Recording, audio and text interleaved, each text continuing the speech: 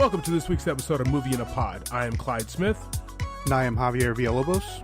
On this week's episode, we are discussing the trailer for Army of the Dead, the latest episode of The Falcon and the Winter Soldier, and our movie of the week, Godzilla Vs Kong.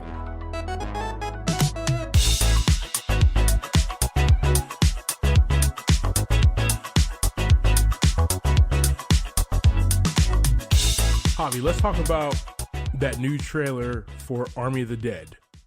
You sent me this earlier today. I watched it a few minutes before us recording. Well, what were your thoughts? Well, we got a kind of a teaser mix that we talked about a few pods ago. Now we have a full trailer. The trailer answered a lot of questions we had from the first one. All the questions. Like, why is this money just sitting in Las Vegas and why is it valuable during an apocalypse? And we find out that's because Vegas is where they're all contained. Yep. So the rest of the world's moving on, however it's moving on, whether it's good or bad. From that event, they're all stuck in that area and contained. There's a vault with a bunch of money that's basically protected by all these zombies. And we're going to send Batista in there to retrieve the money, ladies and gentlemen. Nobody else that can go in there. I mean, clearly, you know what I mean? Okay. Are you going to send Peter Rabbit in there or something? That zombie tiger is going to tear his ass up if he goes in there. But no, this movie looks interesting. There's a buy-in. I also like that it's a zombie utopia, really. Like, they just got their own, like, Vegas is theirs. Right. They have this whole city to themselves to do whatever, and they're smart, they're cunning, they're faster.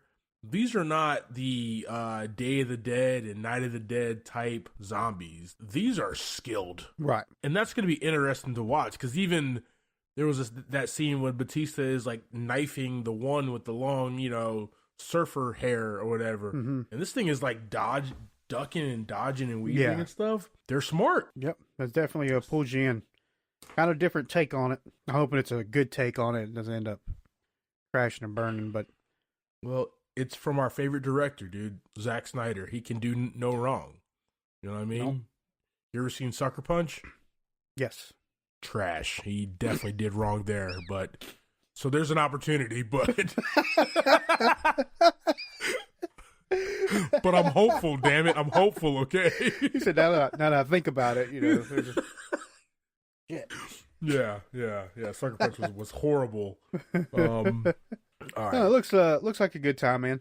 Looks like a good time. So we're still rocking out to Bucky and Sam, the Falcon and the Winter Soldier. This week's episode. Let's just get right into it, man. It's a wild episode. Zemo. Zemo. Dude is very intelligent. Right. And punk ass New Cap is the dumbest human being on the planet. All right. What were your thoughts of this last episode, man? So, yeah, we see a lot of Zemo. At the beginning, the last few, he's been fighting a lot. We've seen a lot of his hand-to-hand combat. Now we see a lot of his intelligence. Yeah. His planning, his manipulation, all that's in play on this episode.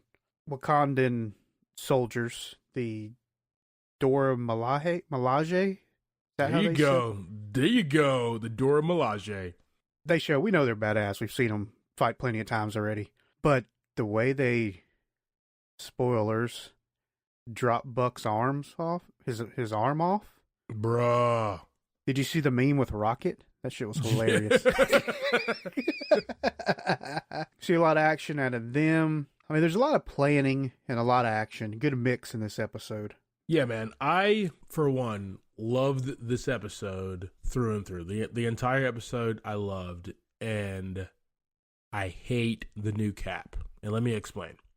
Everybody hates the actor as well. Well, I don't even know who the actor is. Like, I've seen him before. I mean, he's been getting a lot of hate as an actor, and I don't know who the guy is.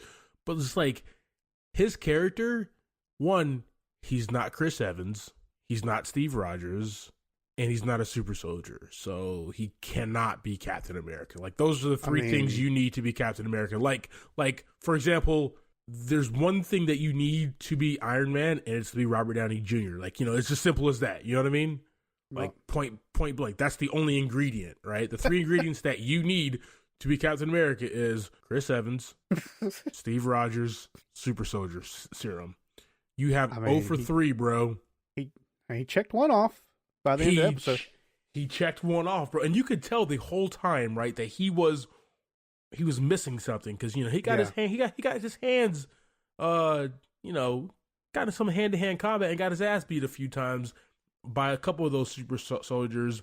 But it wasn't until he realized, right? He put his hand on a black woman, bro, okay? Let's talk about that for a second, okay? That was a mistake. Bruh. Dude, as soon as he was like, kind of copped that little bit of condescending attitude, I was like, he probably gets his ass whooped. Even before he touched her. Bruh, you don't touch a black woman, bruh. And then a black woman holding a weapon? Bruh, you are going to catch an ass whooping. You don't do it, man. I was raised by women, okay? You tell them from afar that you're coming, okay, near them, or you're going to catch an ass whooping. This dude, trash. And then when he caught an ass whooping by them, because he got mollywopped, he realized, he's like, damn, bro, I'm trash. They're not even super soldiers. like that was my favorite line of the whole episode, bro. Right. He realized he's a bitch. He's a bitch. Yeah. And then this dude takes the super soldier serum offline, like, you know, off screen or whatever. Yeah. Gets all these powers, you know, bends the pipe and just kind of goes along with it. And now he's a super soldier. So then Sam's like, what did you do? You know, they're all under the assumption all the super soldier serum was destroyed. Yeah. They know now it is not. And like, you're a U.S. soldier. You are the new Captain America. You are the look, the feel. You have the shield. Yeah. Of freedom and honor and the American way. This dude showed an American way that America doesn't want to show, bro. You know what I mean? Right. The way he decapitated this guy. Well, you know, that's what they explain about the serum. It kind of shows who you really are, right? So, and he's an asshole. He's not Steve Rogers. He's a soldier who's done what he's had to do to make it to where he's at. He's got a little bit more shit inside of him than Steve Rogers had when he first became a super soldier. That's probably what's going on in there. What was the line that Dr. Ernestine said to like Steve right before the night before he took the serum and everything? You know, something along of, you're a good man, and that's why you were chosen and stuff, something of that nature. Don't quote me on that, but and basically to stay a good man. Yeah. This guy, I don't even know his name. I just call him Fake Cap. Fake Cap. FC, gotcha. Just hate this guy, man. Whose fault is it right now? This is going to be interesting for the rest of the series, because this killing is now going to weigh on Sam. Yeah, going to weigh on Bucky, and this dude's going to get too powerful where they're going to have to take this guy down. Right. That's the only way I see this story ending. 100% agree. Hate this guy, man. All right, I'm done. We'll see it. We'll talk about it next week. Hate this guy. Keep all of that in. Keep that all that in the pod.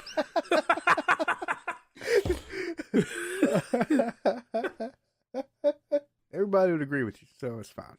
All right, Javi, if you're ready, man, we'll jump right into our movie of the week. Let's do it. Godzilla vs Kong. It is finally here, guys. This movie came out this year, 2021. This movie also directed by Adam Wingard. A couple of writers' room here. We got Terry Rossio, Michael Daughtry, Zach Shields, Eric Pearson, and Max Bornstein. So this movie had a budget of $200 million. And since it came out, last Friday? 2 Fridays ago? Yeah, a couple Fridays ago. $358 million. Wow. I mean, that's probably missing a lot of numbers, too, considering all the streaming and everything going on as well. I think that's more on the box office side. Yeah, that's got to be on the box office side. I did read something today that it is in the history of HBO Max, which is like, 3 or 4 months, not even long at all. It's the most streamed movie. Really? Wow. Huge. Yeah. So we got a few stars in this movie. There's quite a large cast. We'll get to some of those as we're going through. First off is Dr. Nathan Lind, who is played by Alexander Skarsgård. Madison Russell is played by Millie Bobby Brown. Dr. Eileen Andrews, played by Rebecca Hall. Dr. Mark Russell, who is Madison Russell's father, played by Kyle Chandler. Jaya, who is played by Kaylee Hodel. And I'm going to go ahead and mention Bernie Hayes, who's played by Brian Tyree Henry. He's a very reoccurring part of this movie. There'll be a few others we get to as we go through. Javi, go ahead and just give us that quick synopsis of what this movie is and what this movie is about, sir. This is going to be a very quick one. This is the final battle of two titans, and they're trying to find out who the king of the castle is. Let's go. That's basically it. All right, sir. So let's go ahead and just jump right into it, man. This movie opens up on Skull Island. Kong is doing his thing, man. He's chilling. He's an adult Kong now, right? Yeah. Right. We did. He got like a beard and shit now. Yeah, he's doing his thing. Got some age and wisdom on him. Yeah. Yeah, he's kind of waking up. He's like, shit, I got to get up now. Probably his back's hurting, knees hurting and stuff, just like the rest of us. So he gets up, shakes off the cobwebs, goes, takes a quick shower and everything. And these are all these cool points that are happening, but you kind of get the feeling that something is off. Right. You see like that little girl running around, and come to find out, he's in this big ass containment unit, being watched. Right. We don't really know why at first. But he takes that big ass, I'm going to say big ass a lot, guys. Yeah. If you notice, when we talk about big ass creatures and big ass monsters, I say big ass a lot. So that comes with the Monsterverse. I'm sorry, Mom. So I believe, and they didn't really talk about this much, but I believe that Skull Island has been taken over by some kind of big storm, right? I think that's what they talk about. Maybe that's why he's in this biodome. Javi, there's a lot of lazy ass writing in this movie, man. There really, I mean, I'm just picking some little parts out, trying to put them together, trying to figure it out. Half it really doesn't make any sense, or like the reason as to why. But yes, you are correct. There was a tropical storm, and Skull Island couldn't survive or something. I don't know. No clue. They talk about how Kong can't stay in the containment too much longer. I mean, he's destroying the thing. Dr. Andrews, Eileen doesn't want to take him off the island.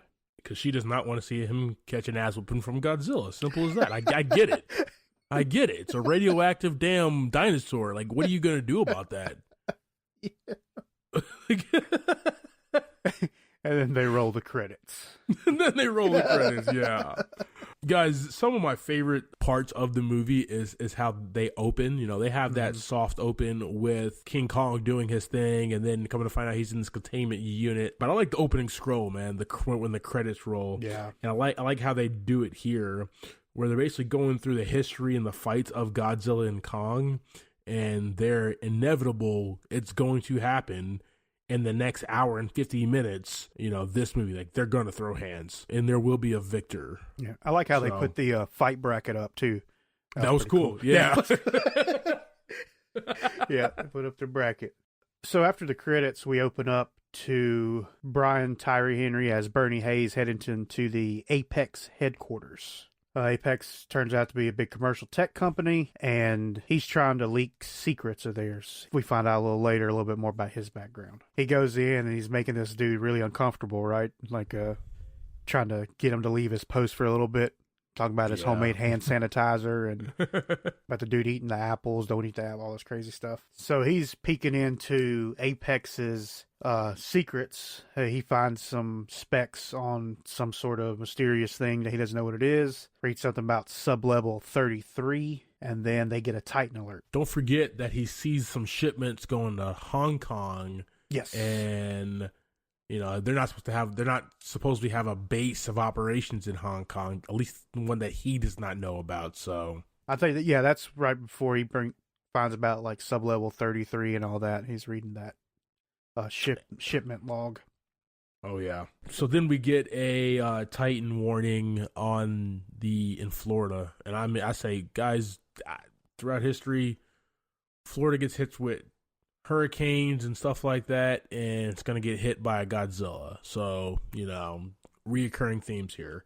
Godzilla comes through and basically just destroys Pensacola. Sorry, are you octogenarian retirees that live in Pensacola? Godzilla's here, okay? Yeah, we see a bunch of all the employees and stuff heading to the Titan fallout shelters, like we've seen before in Pacific Rim. Kind of the same kind of concept. Oh yeah, which that's a fun movie too. We need to. I mean, what else? Of course, but like, what else are you gonna do? As like, I'm 6'4". I'm a big guy. Right. What am I gonna do against a Titan, bro?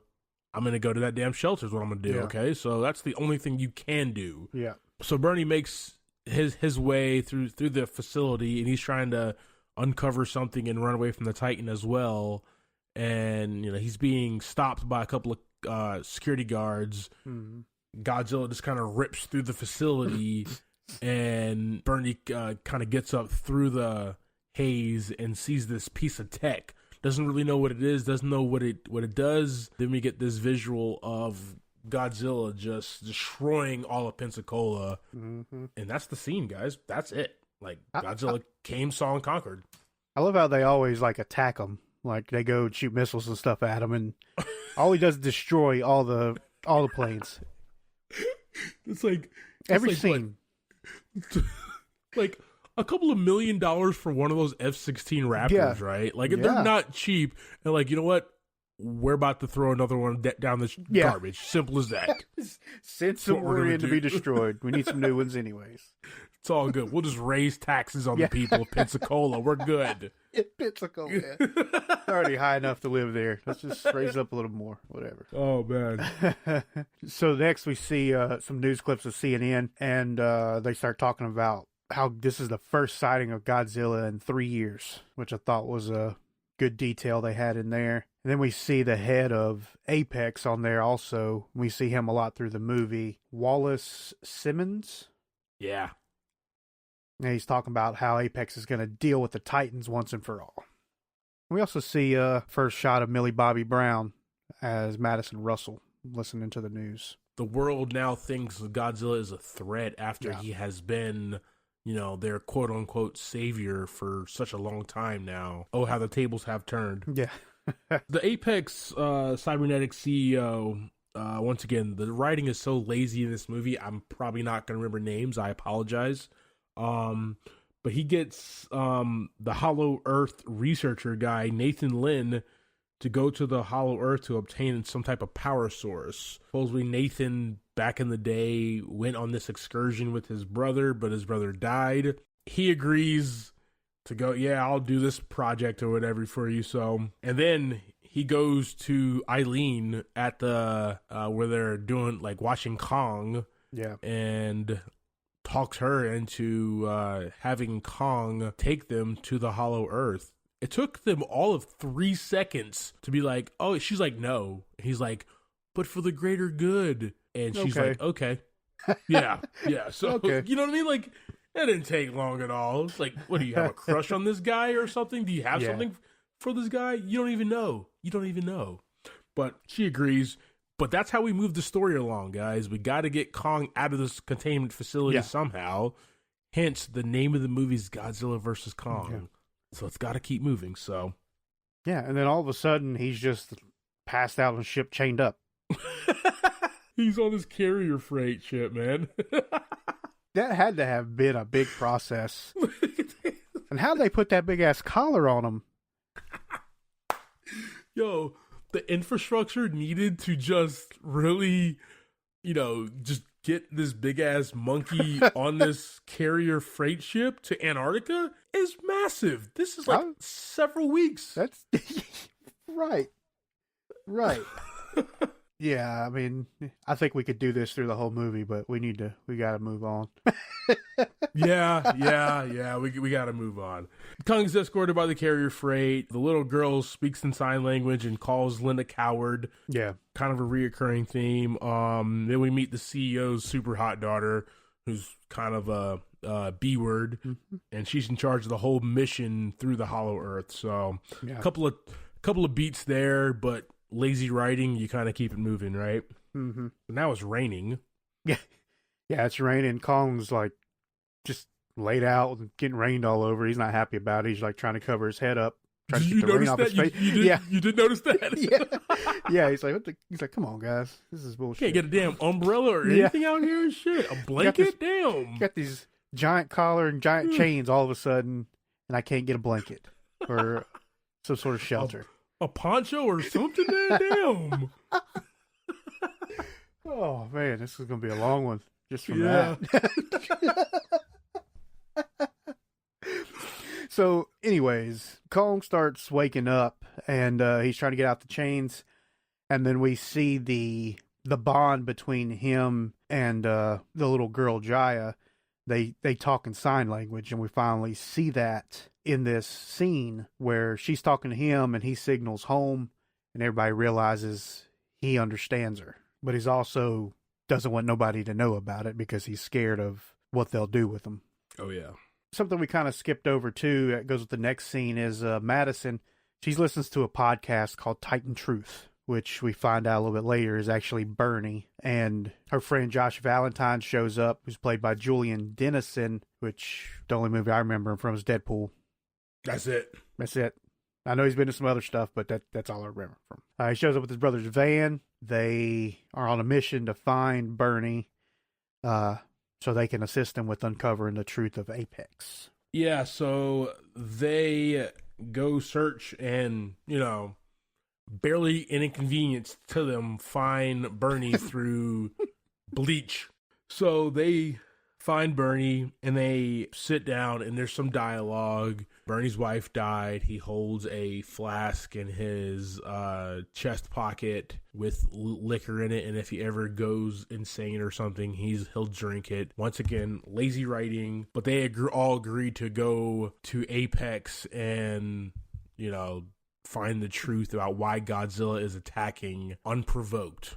We're back on the ocean now, and we finally really start getting into it. Godzilla's found Kong. I guess he felt him. Oh, shit. Yeah. Remember, Kong's still chained up. So again, they try to shoot missiles at Godzilla. They had the planes come through, the helicopters, everything shooting missiles at him. All he does is destroy all the ships and the planes once again. And they finally actually start fighting. Round one.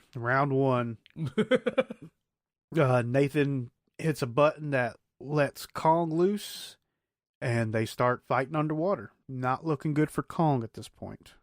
But let's talk about this for a second. This is a radioactive lizard who lives in the water, breathes underwater, relaxes, takes vacations underwater. It's not a fair fight.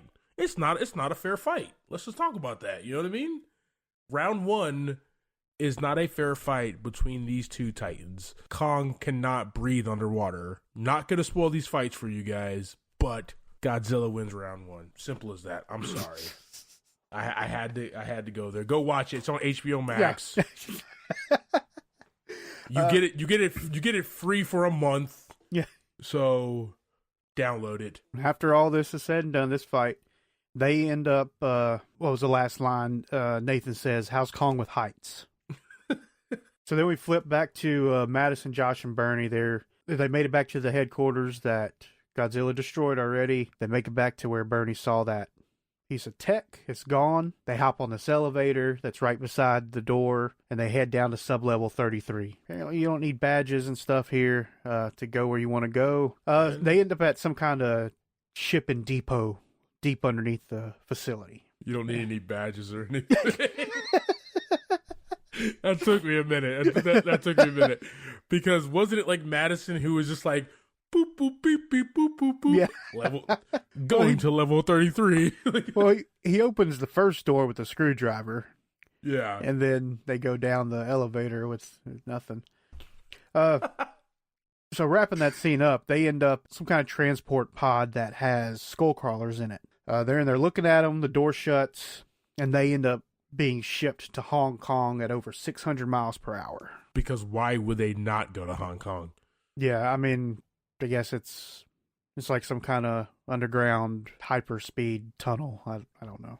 Which was actually a cool part of the movie, by the way. I bet like Amazon has some shit like that. That's probably why we get our Amazon shipments in 2 days. Exactly why. That's exactly why.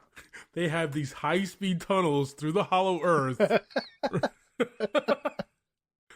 Figure it out, Jeff Bezos. Yeah. Boom. All right. We're making our own Amazon is what we're going to do, okay? Yeah. And using your tunnels. Now Kong is in a net.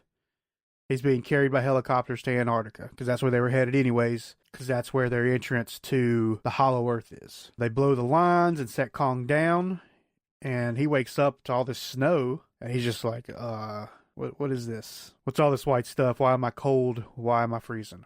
He's probably like, Jaya, this is not home. I asked for home, woman.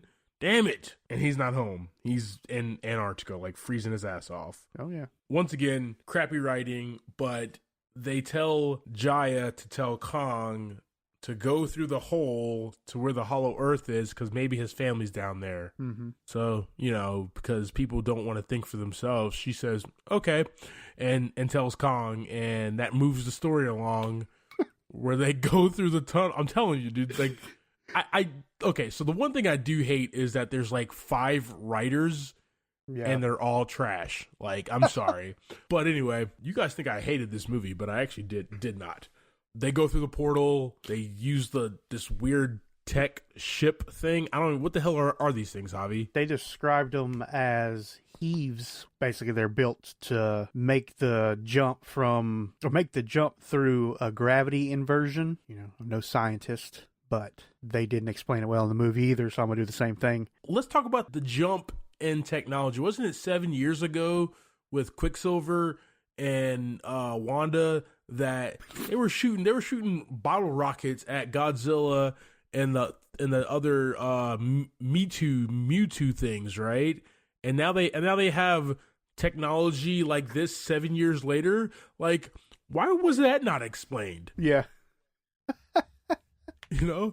That's somebody going through college and grad school is what that is. Okay, the technology does not move that fast. I mean, I guess if you're Apex and you have 600 mile per hour tunnels underground, you can do whatever the hell you want to do, right? I guess so. So yeah, the ship's basically, so when they go from exterior of Earth towards the inside, which is the Hollow Earth, there's a gravity shift, and I think it was Nathan's brother that was trying to go through it on his own, and it crushed him, and he died from it. That's the only reason they haven't been able to get to Hollow Earth. Well, they follow Kong through the portal and make their way to Hollow Earth. Hollow Earth looks a lot like Kong Skull Island. Mm-hmm. It looks like that entire movie. A little bit more exotic than that, but it still looks really beautiful and real cool. Kong actually ends up fighting this bird, lizard, snake creature thing. That's exactly what you wrote down in your notes, isn't it? That's exactly what I wrote down in my notes. He actually takes on 2 of these bad boys. Yeah. The first one was easily taken out, but the second one had him wrapped up. Didn't like the Hevo thing kind of shoot some rockets at it. Yeah. And then Kong gets a hold of it, rips his head off, and drinks the green blood out of this thing. Like, this guy really likes taking heads off, man. It has a little snack, right? He's a fan. Has a little snack, a little souvenir for later, you know what I mean? No, that scene fighting that bird, lizard, snake creature thing, it was gross, but ultimately pretty badass, guys. Yeah, up to this point, I've liked the fight scenes. I mean, it's what the movie's about, right? Give me more of it. Yeah. That's... So after he finishes that up, Kong starts running in a particular direction. We see a lot more creatures of the land, and he gets to the edge of this cliff, and he jumps. And the gravity, I guess, is just crazy here, and he lands on another piece of upside down on another cliff. Yeah, watch that one. You'll understand. It's just hard to describe. I get it, man. I was the same. I was trying to write it down in my notes, and I said, skip. I just put, gets to edge, jumps, flips over. Yeah. We got some back and forth going on here. So Madison and Co find themselves in Hong Kong at the facility where the Mecha Godzilla is, where they end up finding. And then we have Godzilla. He makes this abrupt turn. He's just like kind of swimming in the Pacific, chilling, maxing and relaxing after, he beats Kong and kind of senses something. And where the hell is this sense thing? Did he have the sense thing in Godzilla King of the Monsters? Did he have that? he did have that. Yeah, I mean, they all sense Each other. power. Yeah. Well, we find out a little later, like, why he picks up on this thing. Yeah, true. There's a reason for it, yeah. Yeah, so he does have a sense, but he makes his way to Hong Kong to kind of see where this threat is.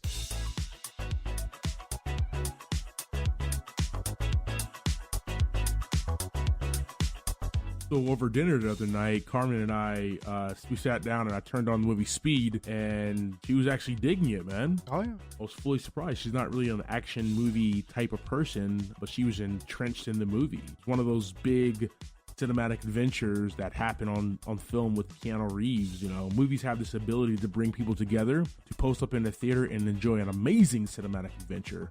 Javi, what's the first big movie event that you can recall in your life? I have to say Space Cowboys. Oh, man, great movie. I was like 13, 14 years old, bunch of friends going out to the gym theater and having a good time in Kannapolis, North Carolina. Mine would be 1996, Independence Day. My mom took me, my brother, all of our friends to go see this movie, right? Will Smith and Jeff Goldblum, and they're taking on aliens. And the theater was full. Everybody was there to just see this amazing movie, and we all were there, and it was just enjoyable. Just one of my favorite moments, man. Yeah, movie moments, they're memorable, and everybody has their all-time favorite movie moments. What was yours? The Prestige. Christian Bale versus Hugh Jackman. Wolverine versus Batman. As magicians, what Hugh Jackman does to ensure his magic trick works, I'm not going to spoil it, but mind-blowing. What about you, man? For me, it was the Stay Puft Marshmallow Man, Ghostbusters. Love that movie. Love that scene. Just a great scene in general. And on that note, we would love to engage with all you guys and talk about your favorite movie moments as well. And you can find us at Movie in a Pod on Twitter, Instagram, and you can also find us on Facebook as well. Yeah, guys, don't forget to add, like, and share our content. We hope to hear from you all soon.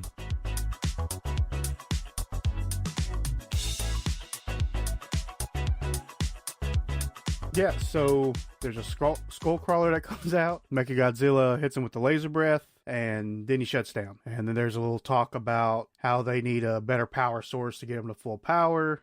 Maddie starts to understand why Godzilla's attacked these other places as well. So then we flash back over there to Kong and Co. He finds his family home. Yeah. And this is kind of a cool scene where he's kind of in this cavern. He picks up this battle axe with one of Godzilla or Godzilla's family's spikes on his back attached to this. That's what the battle axe is. And takes the throne as King Kong. That's literally what my notes say, man. And this was really dope scene. He looked like a badass. Oh, yeah. You know, sitting there. And I gotta see this movie in theaters, man. I'm fully vaccinated now. I'm ready to go and be reckless out here in these streets. I'm joking, guys. But this is one of those movies. This is one of those movies that like you have to see on the big screen because just the cinematography of the humans scaled to these titans. Yeah, that's just, you have to see it on the biggest screen imaginable. So this is one of those I will be going in theaters to seeing as soon as theaters open up in our area, man. We get a glimpse of some creatures, more creatures up in the cave. The humans are now out of the heaves. They're walking on the ground. And then we're back at Apex. And this is where we kind of learn that the reason Godzilla can sense the mecha is because it's actually being controlled by Ghidorah, the three-headed dragon. They're using the skulls of it to communicate, have somebody pilot it, and communicate another skull inside the mecha. And Bernie explains all that in the movie, by the way. Because he clearly knows all of that. Yeah, he knows a lot.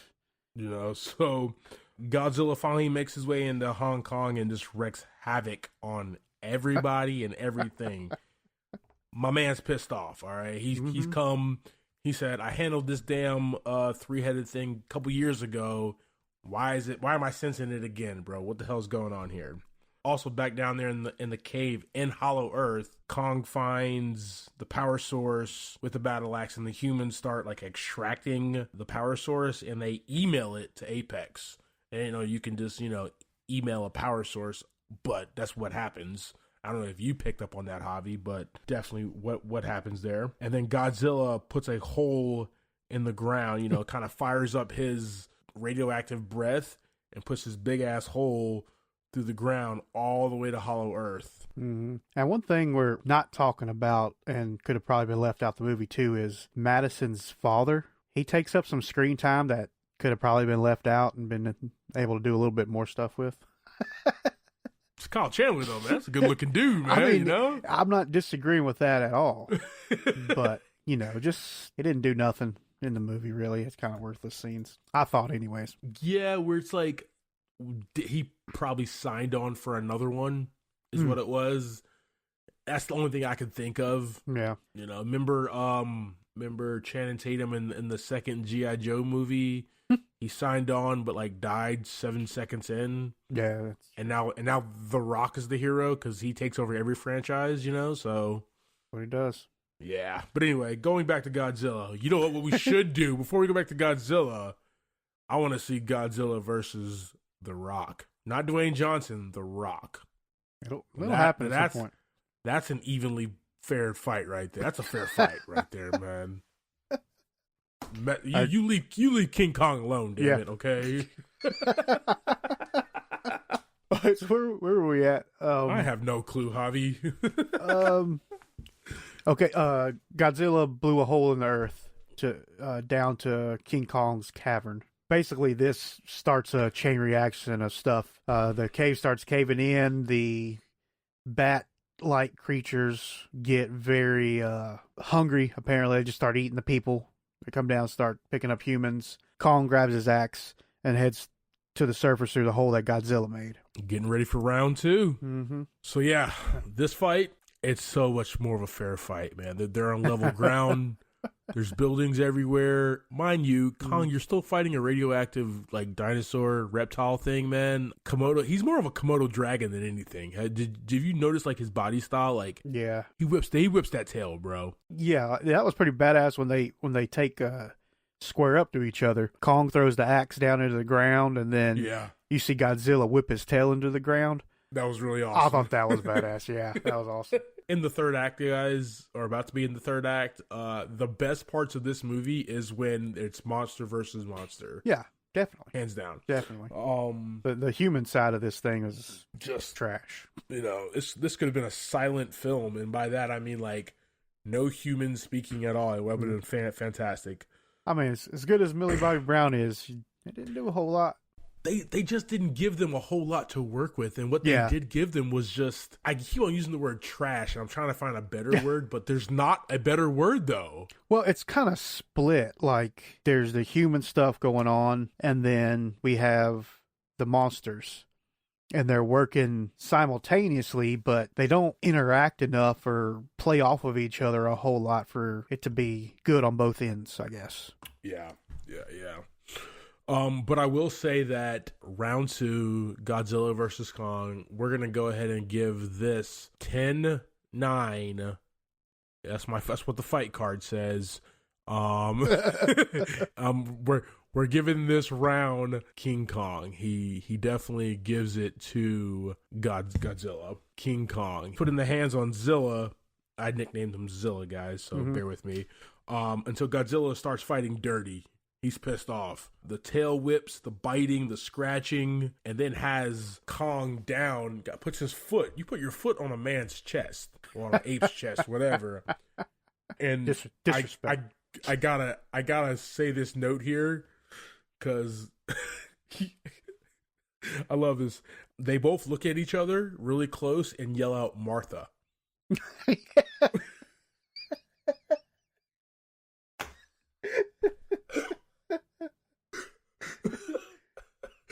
I mean, where have we seen this before, right? Oh, jeez. And then, you know, Godzilla walks away to find the bigger threat. Kong is kind of there left to die. Yeah, there's really cool scenes in this take of the fight between these two. Kong using that axe, that was badass. Like his just the way he was throwing it, the way he used it was really cool. Yeah, that was fun, man. While this stuff's going on, we have that the storyline, the human side with Madison, Josh, and Bernie, they get taken to Walter Simmons after they get caught in the headquarters. And at this point, they've started their new power source on the Mecha Godzilla. Ren loses control of the mecha. He's no longer connected to it. And the first thing it does is kill Walter Simmons. Yes. Such a fantastic idea. They could have taken out Josh, but you know what? It's all good. It's whatever. It's whatever. You know what I mean? Can't have your cake and eat it too. You know what I mean? So Mechagodzilla blows a hole in the side of the Apex building. Him and Godzilla immediately go at it. Godzilla versus Mechagodzilla. Let's go. G-Man's getting his head smashed into the turnbuckles left and right during this Bro, yeah, he's getting that business, man. Yeah. But, I mean, you're fighting a metal robot. I mean, what? You're fighting a metal robot that has, like, missiles and shit everywhere, right? Why does everybody shoot missiles at Godzilla? I just don't understand. It doesn't work. I've been wanting the same thing for 7 years, man. I don't get it, bro. My man went nuclear in the last movie. You're gonna shoot missiles at him. Yo, he did go nuclear. I forgot about that. Dude was a walking nuclear bomb. Oh, yeah. Okay. and you want to shoot, and you want to Foxfire 2 at him, bro. That's what you want to do. Okay. Well, this is a dope fight. Godzilla is getting straight mollywopped by Mechagodzilla, and Mechagodzilla wins this fight, wins this round. This was very fun to watch. And at this time too, we got Josh is trying to figure out a password to unlink a satellite to the Mechagodzilla. Nathan is back in the story here. He's trying to rig up one of the heaves to use as an AED on Kong because his heart's slowing down. So he does that, gets Kong's heart started back up. Godzilla's still getting the hands put on him by Mechagodzilla. I think the only one I really kind of enjoyed through the movie was Jaya. She was a pretty consistent story with Kong, like the connection to him through the movie. Yeah. I did say Lind uses the heave to revive Kong with the ship, ... Why ... Because technology. How the hell he's a hollow earth scientist? Like, how the hell does he know about this tech that he can reverse engineer it?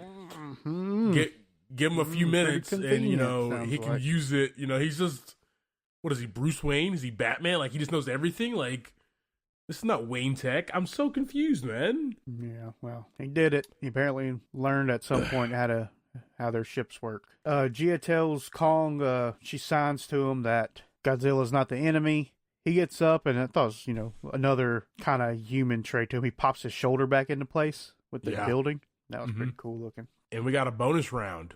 Oh, yeah. Kong and Godzilla versus Mechagodzilla, man. Let's go. Mecha's about to shoot some laser breath down Godzilla's throat, and Kong comes in and starts going at him. Still punching a metal machine, I mean, it's got to hurt a lot.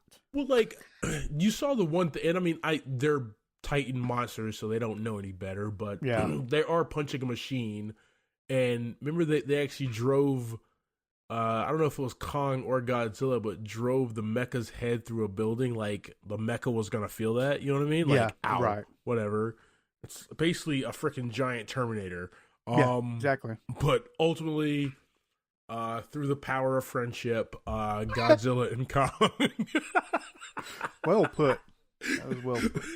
Through the power of friendship, Godzilla and Kong defeat the Mechagodzilla, okay? And I love this because, and we'll talk about all the humans and everything, but they destroy Mechagodzilla. Kong is over here on this side, Godzilla, and they're both kind of beaten up from this battle, trying to catch their breath. And the humans interact and all that stuff, and that's not fun. Nobody cares about that. Yeah. And while the humans are interacting, you hear Godzilla kind of does his little scream thing. Yeah. Kong gets up with the axe, like, we going again, bro? What's up? Yeah. What's up? Oh, he's ready to go, yeah.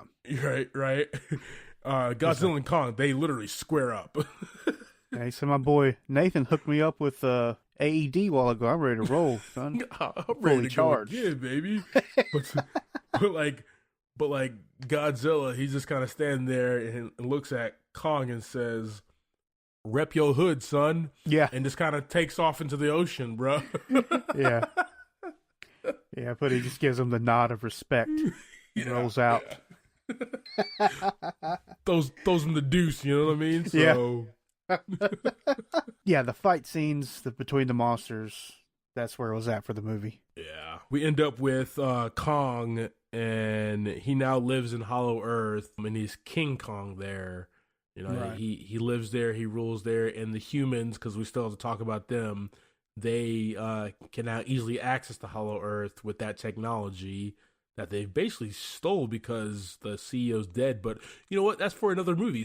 Well, once again, they just set up another outpost. They did. They set up another outpost, and they monitor him now. So yeah, like, come on, give the guy some space. Humans just don't give a damn, man. So, guys, ladies and gentlemen, boys and girls, that is our movie of the week, Godzilla vs Kong. Javi, this movie is like 7 years in the making. What'd you think, man? Well, I think we kind of made it pretty clear through the pod itself what we thought about the movie. I mean, I enjoyed the movie as a whole. I watched it a few times now, and if it's popped up on the list when I turn on HBO Max, I'm looking for something to watch, I'd watch it again. That being said, the human story, I guess the story of the movie in general, it doesn't keep your interest until they start fighting. I think there's enough time for you to be like, okay, these guys are talking about a bunch of technology and all this stuff. Okay, now we're fighting. Now we're back to talking about all this other stuff and the story of this, that, or the other. Okay, we're fighting again. So that's what it did for me. I don't know about you, but I'm giving this one a 2 out of 5. Yeah, I hear you, man. I hear you. 2 buckets of popcorn out of the max 5 there. This movie for me, man, was the culmination of, you know, the 2014 Godzilla movie, the follow-up Kong Skull Island, which was 2017, Godzilla King of the Monsters was 2018, and now this, man. Everything has been leading up to this point. I loved every movie leading up to this, and this one, it was so much hype around it. It's middle of the road there for me, man.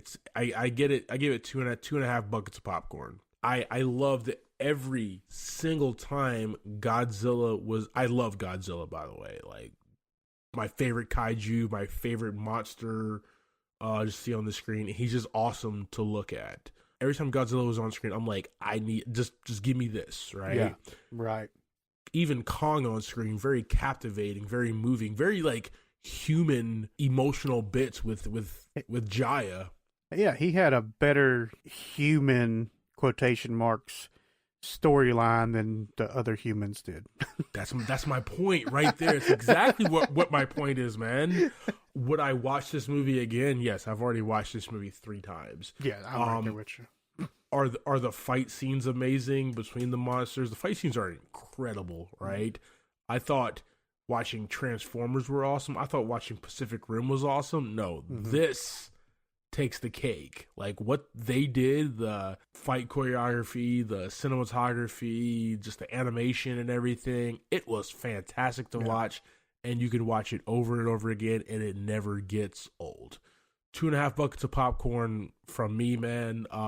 It falls short with unnecessary storylines, unnecessary characters, and just not enough Kong versus Godzilla versus Kong on screen. Maybe we get the MonsterVerse cut, which is just them fighting. No, nothing else in there. Let's hashtag that, bro. Let's go. We got the Zemo cut the other week, so yeah, we need to get rid of all the human stuff. We need to find out how they got them on the cargo ship, right? We need to know that. We need to know how they got Kong in the net. Like, how did they roll them to get them in this net and get them hooked to all these helicopters? Oh yeah. There's a lot of things like that I need to know that we need to know. Or if they literally are like if Adam Wingard is like Christopher Nolan, there's nothing on the editing floor. This is everything. This is the movie. Most likely that's what it is, yeah. Right here. Then let's just cut out everything else but the monsters fighting, and I'm good. Perfect. And what's awesome, I guess, is he did a fantastic job on that part. Yeah. And that's what brings you back to the movie, is the story of Godzilla. And honestly, this is more of a story about Kong, in my opinion. It is. Which is good because we know Godzilla's story, but we hadn't really seen much about Kong. And it was kind of fun to see him tie himself back to his ancestors, and they mentioned too that Skull Island was like a growth from the Hollow Earth. So hence the reason some of his ancestors were there too. Definitely. Well, cool, guys. On all of our socials and everything, let us know what you thought of this movie. Like, share, comment, all that good stuff. Would love to hear back from you. Thank you for subscribing to this week's episode talking through Godzilla vs. Kong.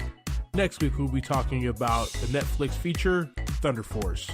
I am Clyde Smith, and you can find me on Twitter as I am Clyde D. Smith. I am Javier Villalobos. You can find me on Twitter at Mr. J8200. Thanks, guys. Appreciate it.